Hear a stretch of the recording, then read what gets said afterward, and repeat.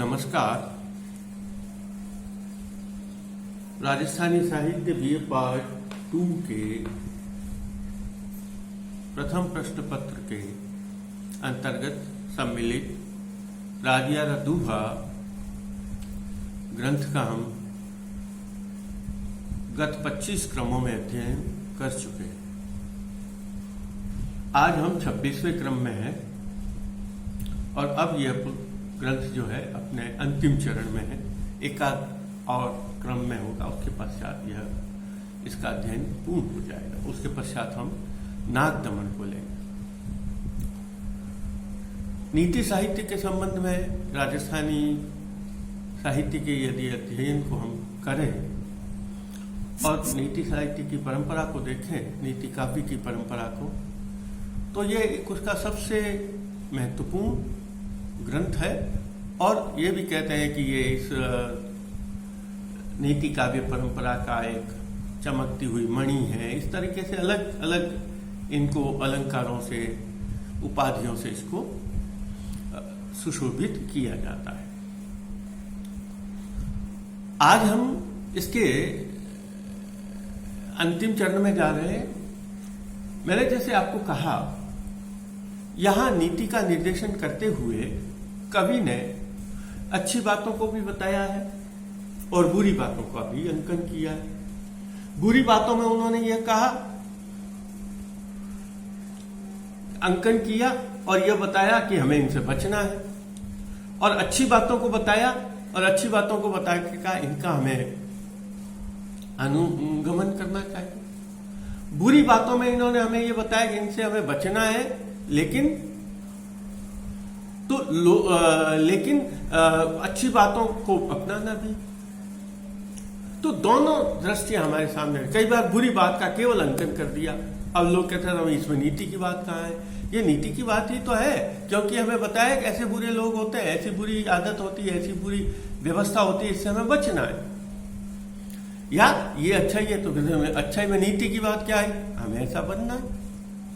तो इस तरह की बातें यहां देखने को मिलती है।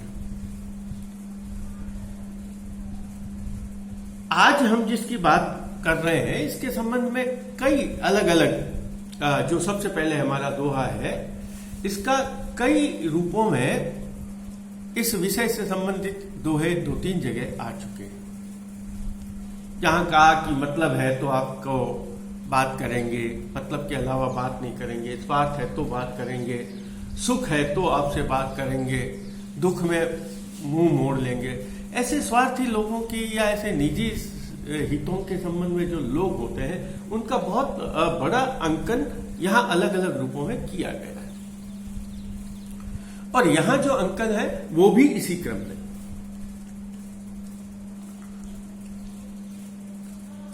और उसने ये कहा, जैसे आज जो दोहा है कि बहुत से लोग जब हम सुखी हैं, जब हमारे पास साधन संपन्न है, हम आनंद में हैं, तब हमारे पास आएंगे। जैसे एक पेड़ है, पेड़ में जब तक पत्तियां हैं, जब तक फूल है, जब तक उसमें फल है, तब तक लोग उसके पास आते हैं। जैसे ही वो पत्ता, पेड़ सूखा, फल गए, फूल गए, पत्ते गए, फिर कोई काम का नहीं, कोई भी उसके पास नहीं आना पड़ता। तो ऐसी हर अवस्था में, हर वस्तु के संबंध में, हर व्यक्ति के संबंध में होता है। लेकिन यहां कहा, वे व्यक्ति जो केवल किसी दूसरे के सुख सुख में ही साथ रहते हैं और दुख आते ही एकदम उससे दूर हट जाते हैं, अलग हट जाते हैं, ऐसे लोगों से हमेशा हमेशा हमें बचकर रहना चाहिए।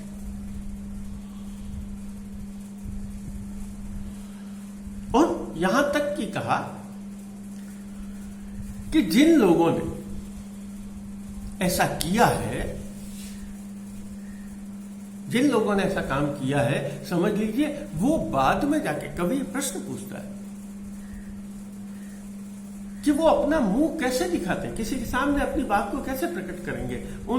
वो स्वार्थी लोग दूसरे के सामने जाकर वापस कैसे उपस्थित होके कि हम वही लोग हैं जो आपके सुख में के समय तो हम आपके साथ थे और जब दुख आया तब हम आपके से अलग हट गए। तो इसी बात को यहां समझाने का प्रयास किया है। देखिए क्या कहा, और यहां का हम हर बात करते हैं भगवान के पास हमें इसका जवाब देना होगा। भगवान के पास जाएंगे तब क्या कहेंगे, हमारे लोक में प्रचलित बात है कि जब ऊपर जाएंगे तब क्या बात कहेंगे, भगवान को क्या जवाब देंगे। यहां भगवान कौन है?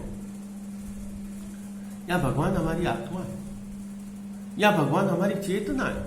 भगवान में सामाजिक चेतना है जिसमें हम अपने स्वरूप को कैसे प्रस्तुत करेंगे, जहां हम ये बात कैसे कहेंगे कि हाँ हम वही लोग हैं, या वो अपना मुंह कैसे दिखा सकते हैं लोगों के सामने।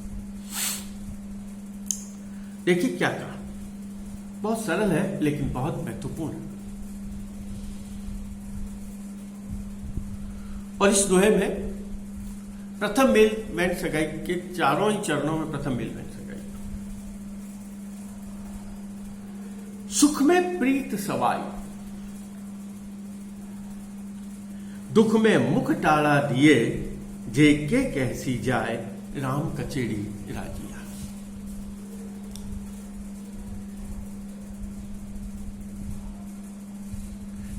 सुख में प्रीत सवाई, जब आप सुखी है, मैंने आपको कहा, जब आप आनंद में हैं, जब आप मौज में हैं, जब आप साधन संपन्न हैं, जब आप पूर्ण रूप से समर्थ हैं, तब सुख में प्रीत सवाई, तब आपसे बहुत स्नेह रखेंगे, तब आपसे बहुत हंसी मजाक खुशी की बात करेंगे।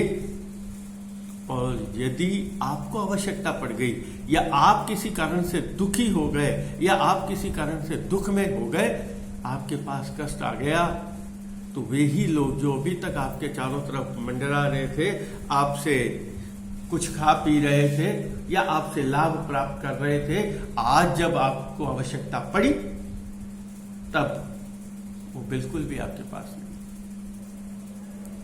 तो उसने कहा सुख में प्रीत समाय, दुख में मुख टाड़ा दिए। दुख में मुख टाल दिया, टाला दिए का मतलब है आप हटा दिया। दुख में मुख टाला दिए, जे के कैसी जाए, वो जाकर जे मतलब वे लोग के यानी क्या कैसी कहेंगे, जाकर राम कचेड़ी राजिया। भगवान के घर पे जाकर वो क्या कहेंगे,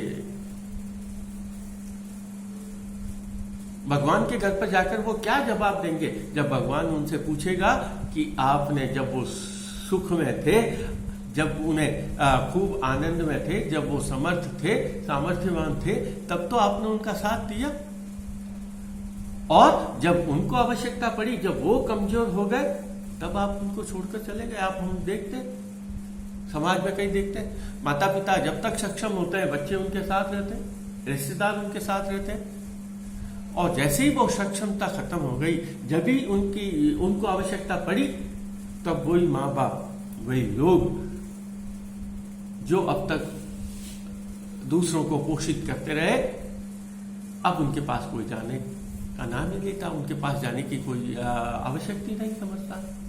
ऐसे लोगों को समझाने के लिए कवि ने कहा है जो अपना स्वार्थ होने तक ही किसी से जुड़े रहते हैं, और जैसा ही स्वार्थ पूरा हुआ, और मान लो अगला आदमी यदि कष्ट में चला गया, तो फिर वो उसका सहायता नहीं करते, फिर वो उसके पास नहीं जाते। दुख में मुख टाला दिए, जे के कैसी, वो लोग क्या कहेंगे, जे के कैसी जाए, राम कचेड़ी राजिया।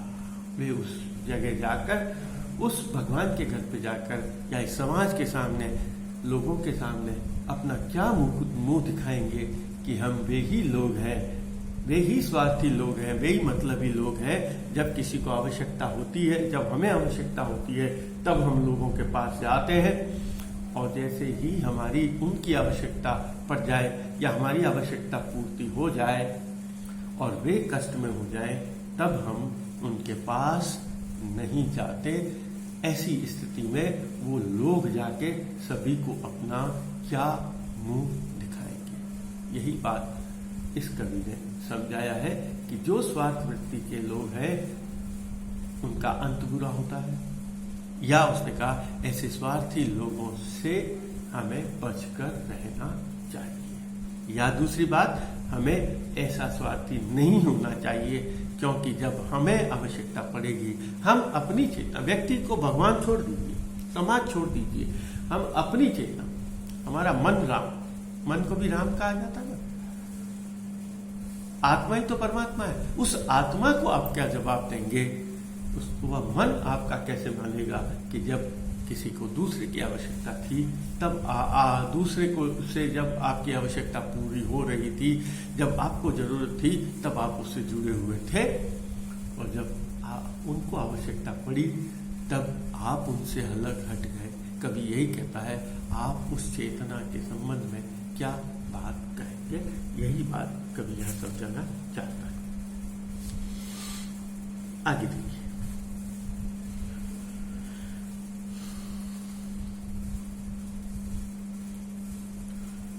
आगे वाले दोहे में 153 वाला जो दोहा है, इस दोहे में कवि ने एक बहुत बड़ी बात कही। यहां मैंने अभी इसके पहले वाले दोहे में कहा था आपको आत्मा की बात,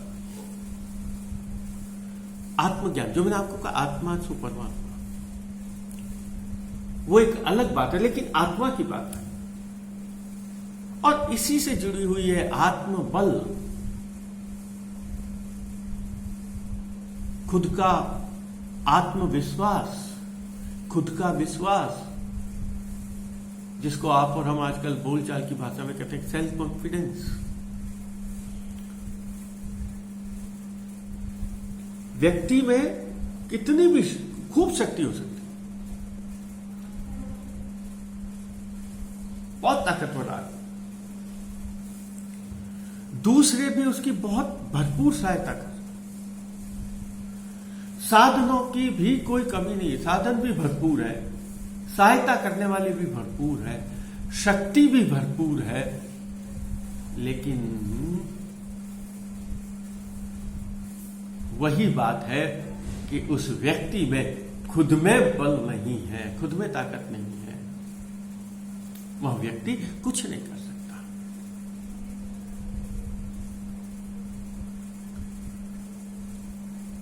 आदमी को आत्मबली होना चाहिए।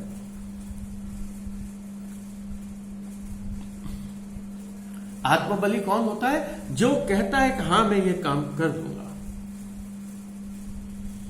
नहीं तो अगर हम शुरुआत में किसी काम को देख के हार गए, शुरुआत में ही किसी काम को देखकर डर गए, शुरुआत में ही हमने किसी काम को देखकर कहा नहीं ये मेरे से नहीं हो पाएगा, आप समझ लीजिए आप उस कार्य को हरगिज नहीं कर सकते, वह काम आपसे होगा ही नहीं। जो मैंने आपको कहा, चाहे दूसरे आपकी उसके कार्य में कितनी भी सहायता करते हैं, दूसरे आपको कितनी भी शक्ति जुटा दे, दूसरे आपके लिए कितने भी साधन या अवसर उत्पन्न कर दे, लेकिन वह साधन या व्यवस्था आपके काम नहीं आएगी। इसी बात को समझाने का काम किया है। और दूसरे बात, एक और बात, एक तो आप में आत्मबल की कमी है। मैंने आपको कहा भी कि आत्मबल की कमी है, लेकिन दूसरे आपकी सहायता कर, दूसरे आपको साधन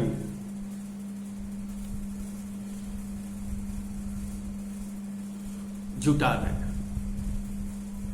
लेकिन कई लोग ऐसे होते हैं जो खुद को भी, हमारे राजस्थानी में कहा होता है कि हिये की उपजे नहीं और कई माने नहीं, कहोड़ी करे नहीं, यानी आपके मन में तो कोई बात होगी नहीं और दूसरा कहेगा तो मानेंगे नहीं। और यहां जो इस दोहे में बात कही है, खुद के मन में भी बात नहीं आ रही है और दूसरा भी सहायता करने वाला भी ऐसा ही है।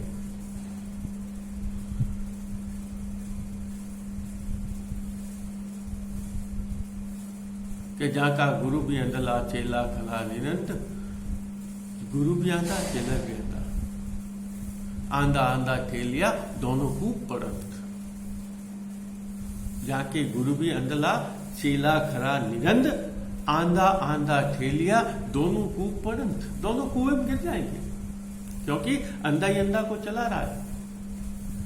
तो यहां अंधा अंधा को कैसे चला रहा है कि खुद में तो अकल नहीं, खुद में आत्मबल नहीं, और सहायता करने वाला भी बुद्धिमान नहीं, बुद्धिहीन है।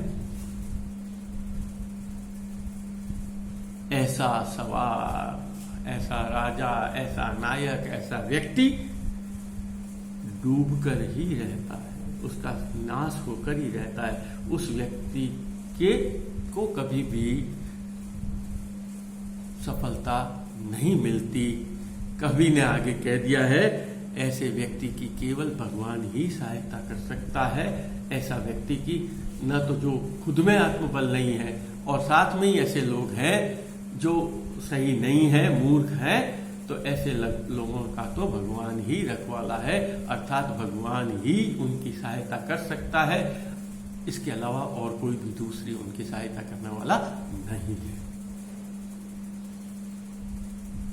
तो क्या कहा? शुद्ध हीना असवार, शुद्ध विहीन, शुद्ध कहते हैं बुद्धि, चेतना कहते हैं, शुद्ध बुद्धि, शुद्ध बुद्ध खो देना, वो शुद्ध बुद्ध चेतना।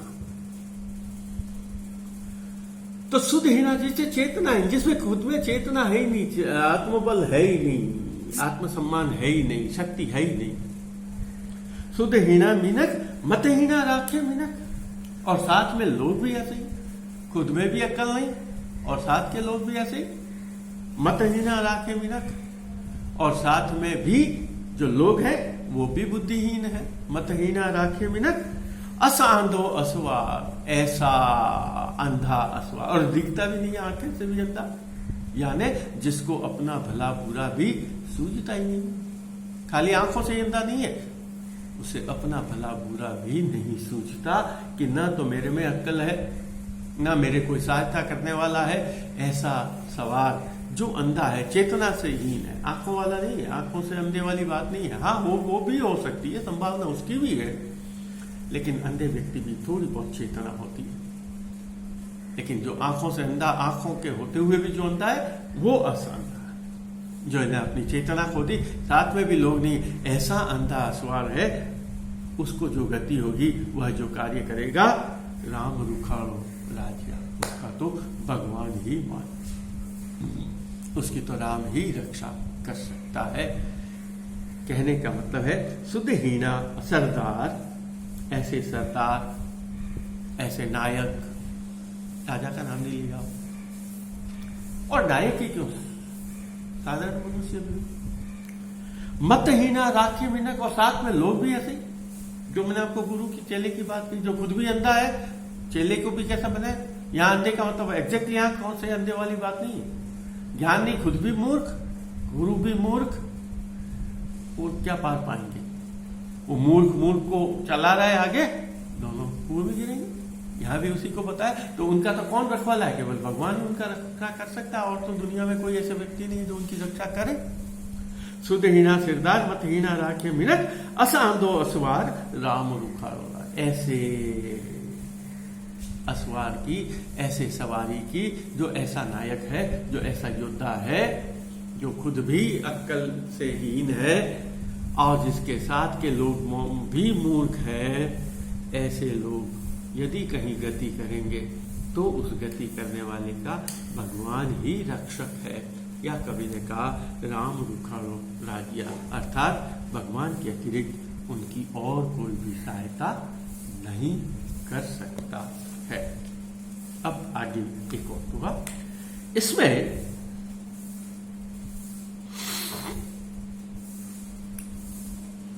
हमारे यहाँ माने स्त्री और पुरुष समाज के दो अंग हैं, समाज की दो पहिए हैं, जिनके साथ में गति होती है। और इस समाज में स्त्री का महत्व बहुत है। हमारे यहाँ जितने भी पौराणिक देवता माने गए, उनके साथ ब्रह्मा के साथ ब्रह्मांड है, शिव के साथ पार्वती है या शक्ति है, विष्णु के साथ लक्ष्मी है, राम के साथ सीता है, राधा के कृष्ण है, कृष्ण के साथ राधा है।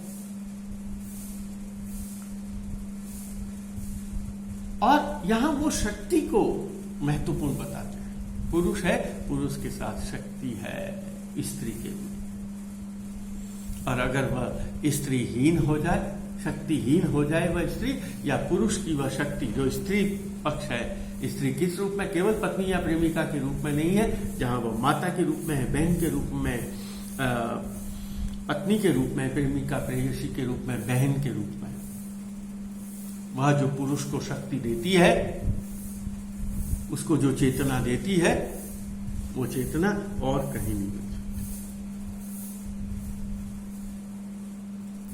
इसीलिए इसने कहा इस समाज में वो स्त्री की महत्ता। आज हम स्त्री सशक्तिकरण की बात करते हैं ना, आज हम स्त्री को बचाने की बात करते हैं ना। कवि ने उसमें कहा कि भगवान भी उस शक्ति, उस ईश्वर जो स्त्री रूप में है, उसके सामने झुकते हैं। आप और हम तो क्या झुकते हैं, इसलिए क्या करना चाहिए, हमें भी उस स्त्री शक्ति का, वास्तव में साष्टांग प्रणाम करने की बात नहीं थी। झुकने का मतलब है आपको उनको आदर देना होगा, आपको उनका यथोचित सम्मान देना होगा, उस स्त्री को सशक्त बनाना होगा। हित कर जोड़े हाथ, कामण सू न डरे कवन। सभी अपने जीवन के उद्धार के लिए, अपने जीवन में सफलता के लिए कामन सू न डरे कौन। ऐसा कौन व्यक्ति है जो किसी स्त्री के सामने नहीं झुकता। मैंने आपको कहा यहां इसका मतलब कौन नहीं झुकता का मतलब है हम सभी झुकते हैं। और क्यों झुकते हैं, मैंने आपको जो आज बात शुरू करी, यहां निदर्शन किया है। अब हमें उससे अच्छाई या बुराई, हमें उससे शिक्षा लेनी है। नमिया त्रिलोकीनाथ राधा आकर, भगवान जैसा, भगवान श्री कृष्ण जितना शक्तिशाली व्यक्ति जो था, वो भी राधा के आगे झुकता है, स्त्री के आगे झुकता है जो उनकी प्रेमिका थी। तो आप और हम, मैं भी, यह जो स्त्री जाति है, स्त्री शक्ति है, नारी शक्ति है, इसका आदर और सम्मान करना चाहिए। क्योंकि ईश्वर भी अपने ईश्वरत्व में तभी सफल हुए थे, उनको भी अपने उद्देश्यों की पूर्ति तभी हुई थी। आज राम के जीवन में सीता को हटा लीजिए, अगर सीता से विवाह नहीं होता या सीता वो नहीं कहती, राम को हम जान पाते क्या? नहीं जान पाते। शिव के साथ पार्वती जुड़ी शक्ति के रूप में है, राधा के रूप में प्रेम अमर हो गया।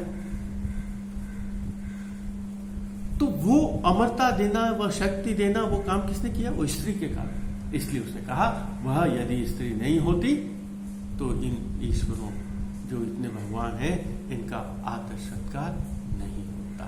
यही कवि यहाँ कहना चाहता है। आज और हमें भी इसी नारी शक्ति का सम्मान करना चाहिए, इसी नारी शक्ति का आदर करना चाहिए। आज इतना ही।